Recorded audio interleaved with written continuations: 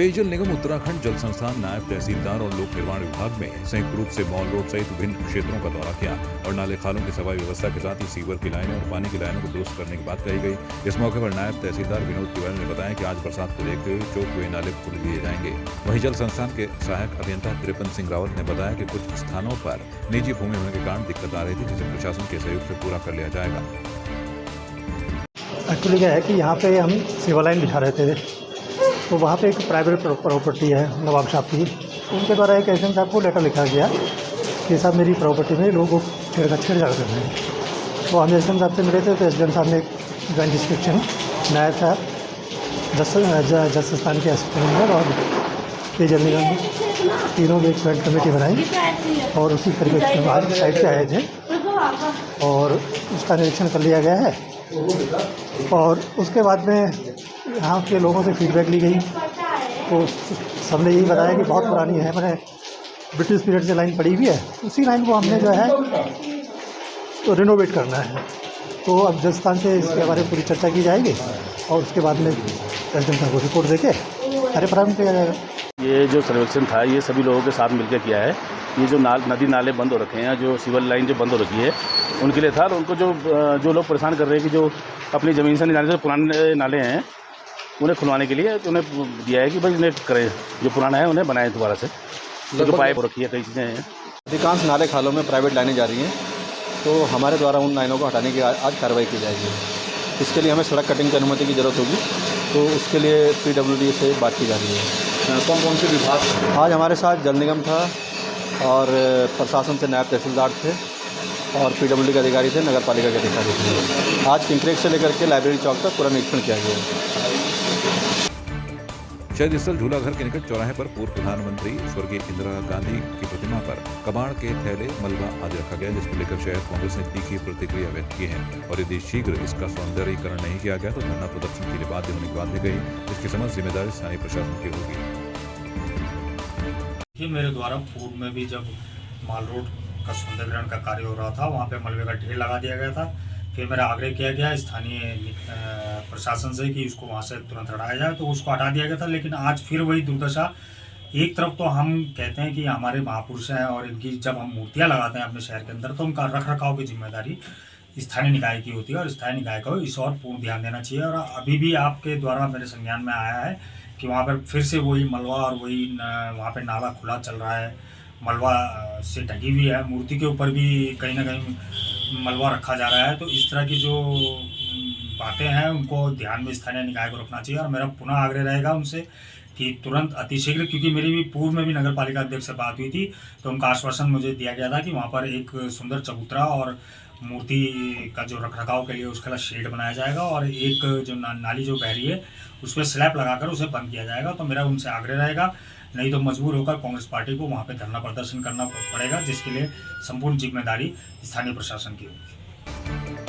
Bharat G20 presidency के तहत तीसरी G20 इंफ्रास्ट्रक्चर वर्किंग ग्रुप की बैठक के दूसरे दिन बैठक के बाद मंगलवार को सहायक police training centre PTC Narendra Nagar Tehri Garhwal में प्रतिनिधियों के बीच टीम वर्क और सहयोग को बढ़ावा देने के उद्देश्य से एक मैत्रीपूर्ण क्रिकेट मैच खेला गया। जिला प्रशासन के नेतृत्व में जिला क्रीड़ा विभाग टिहरी गढ़वाल द्वारा आयोजित G20 प्रतिनिधियों के रॉयल 11 और पैंथर 11 के बीच 8-8 ओवर का एक मैत्रीपूर्ण क्रिकेट मैच खेला गया। रॉयल 11 ने टॉस जीतकर पहले बल्लेबाजी करते हुए 55 रन बनाए। पैंथर 11 ने लक्ष्य का पीछा करते हुए 5 विकेट से मैच जीत लिया। Man of the match US के ओमर को दिया गया, जिन्होंने 26 रन बनाए।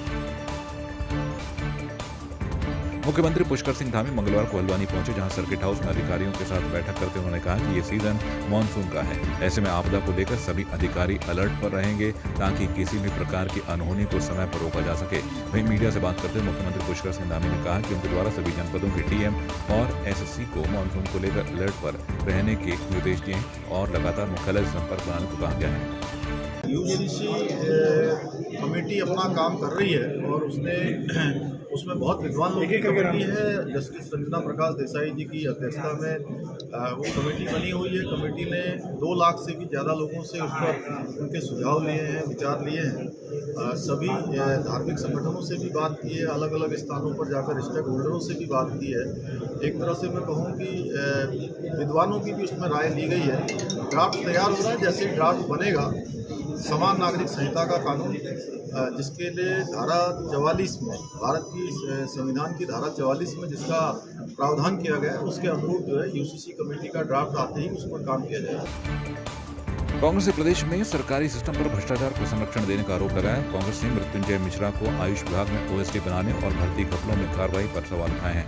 कांग्रेस के प्रदेश उपाध्यक्ष संगठन मथुरा दत्त जोशी ने सरकारी सिस्टम की कार्यप्रणाली पर सवाल उठाए। उन्होंने बयान जारी कर कहा कि पूर्व में आयुर्वेदिक यूनिवर्सिटी में कुल सचिव रहते हुए मिश्रा पर कई संगीन आरोप लगे थे। विजिलेंस जांच के बाद उन्हें गिरफ्तार कर जेल भेजा गया। वो पहले भी कई मामलों में विवादित रह चुके हैं, लेकिन अब सरकार ने उन्हें न सिर्फ बहाल कर दिया बल्कि निदेशालय में ओएसडी जैसा अहम पद दे दिया। इससे सरकार की जीरो टॉलरेंस की नीति की पोल खुल गई है। व्यक्ति जेल की यात्रा कर चुका हो, जिस व्यक्ति पर भ्रष्टाचार के आरोप सिद्ध हो गए हों, अगर उस व्यक्ति को सरकार दोबारा आयुर्वेद विभाग में ओएसडी पद पर नियुक्त कर रही है तो आप इसका अंदाज इसी बात से लगा सकते हैं कि सरकार भ्रष्टाचार की कितनी बड़ी पोषक है। इसलिए हमारा जो आरोप है, हम बार बार ये आरोप लगा रहे हैं, सरकार भ्रष्टाचार को आगे बढ़ा रही है, भ्रष्टाचारियों को पुरस्कृत कर रही है और भ्रष्टाचार को आगे बढ़ाने का काम कर रही है। मृत्युंजय मिश्रा, जिनके ऊपर भ्रष्टाचार के तमाम आरोप हैं, आयुर्वेद विश्वविद्यालय के कुलपति रहते हुए, कुल सचिव रहते हुए, इन पर तमाम भ्रष्टाचार के आरोप लगे। जेल की सजा भी काटी, जुर्माना भी हुआ, उसके बाद भी अगर सरकार उनको आयुर्वेद विभाग में ओएसडी बना रही है तो आप समझ सकते हैं कि सरकार किन के हाथों में खेल रही है। धामी जी की सरकार भ्रष्टाचारियों के हाथ में खेल रही है और भ्रष्टाचार के साथ समझौता कर रही है, ये हमारा आरोप है। और सरकार को देखना चाहिए, अगर ऐसे भ्रष्ट अधिकारियों को ये संरक्षण दे रहे हैं तो सरकार की जो जीरो टॉलरेंस की नीति है उसकी पोल खोलने का काम खुद सरकार कर रही है। देहरादून में 4 दिवसीय स्वास्थ्य मंत्रियों का चिंतन शिविर होने जा रहा है। देश के सभी स्वास्थ्य मंत्री इस चिंतन शिविर में प्रतिभाग करेंगे। राज्य के स्वास्थ्य मंत्री डॉक्टर धन सिंह रावत ने बताया कि उत्तराखंड के इतिहास में पहली बार देश के स्वास्थ्य मंत्रियों का चिंतन शिविर होगा। 13 जुलाई से 16 जुलाई तक ये चिंतन शिविर चलेगा। उन्हें बताया कि 1 वर्ष पहले उन्होंने प्रधानमंत्री नरेंद्र मोदी से उत्तराखंड में स्वास्थ्य मंत्रियों के चिंतन शिविर कराने के लिए अनुरोध किया था। धन सिंह रावत ने कहा कि उत्तराखंड देश का पहला राज्य है जिसने आयुष्मान योजना प्रत्येक व्यक्ति के लिए लागू की है। देखिए, उत्तराखंड के इतिहास में पहली बार पूरे देश के स्वास्थ्य मंत्रियों का यहाँ चिंतन शिविर होने जा रहे हैं। 13 तारीख को, 14 तारीख को और 15 तारीख को और 16 तारीख को पूरे देश के स्वास्थ्य मंत्री यहाँ आएंगे। मैंने जब गुजरात में देश के स्वास्थ्य मंत्रियों का एक चिंतन शिविर हुआ था 1 साल पहले, तब मैंने प्रधानमंत्री जी से निवेदन किया था और स्वास्थ्य मंत्री जी से कि हमको उत्तराखंड की धरती पे जो है पूरे देश के स्वास्थ्य मंत्रियों को बुलाना है, क्योंकि देश का पहला राज्य उत्तराखंड है जो कि आयुष्मान भारत को यूनिवर्सल प्रत्येक व्यक्ति के लिए जो है लागू किया है। और आज मुझे बड़ी खुशी है कि हमारे राज्य में लगभग 7.5 लाख लोगों का आयुष्मान भारत में निःशुल्क इलाज हो गया है। जो 270 जांचें हम लोगों की करा रहे हैं, अभी तक 11 लाख लोगों की जांचें फ्री हो गई है और 40 लाख जांचें हमारे राज्य में फ्री हो गई। तो मैं ये कह सकता हूँ कि देश के स्वास्थ्य मंत्रियों का जब यहाँ चिंतन शिविर होगा, इस शिविर में मैं माननीय प्रधानमंत्री जी का, देश के स्वास्थ्य मंत्री जी का और अपने मुख्यमंत्री जी का भी स्वागत करूँगा कि आप 4 धाम यात्रा के लिए जो बातें हमने भारत सरकार से कही थी, जो हमने उनसे निवेदन किया था, वो अक्षर से हमारे स्वास्थ्य मंत्री जी ने हमको दी हैं और उसमें उनका अभिनंदन भी किया जाए। हरिद्वार जनपद के सिडकुल सेक्टर 7 के pure and cure health care pharma company में सिडकुल मैन्युफैक्चर एसोसिएशन द्वारा अंतर्राष्ट्रीय MSME दिवस के अवसर पर समारोह आयोजित किया गया, जिसमें उत्तराखंड विधानसभा अध्यक्ष ऋतु खंडूड़ी भूषण ने बतौर मुख्य अतिथि समारोह में प्रतिभाग कर विधिवत दीप प्रज्वलित कर समारोह का शुभारंभ किया। इस दौरान समारोह में राज्य में MSME उद्योग के प्रति उत्कृष्ट योगदान देने वाले उद्योगों और वित्तीय संस्थानों को सम्मानित किया गया।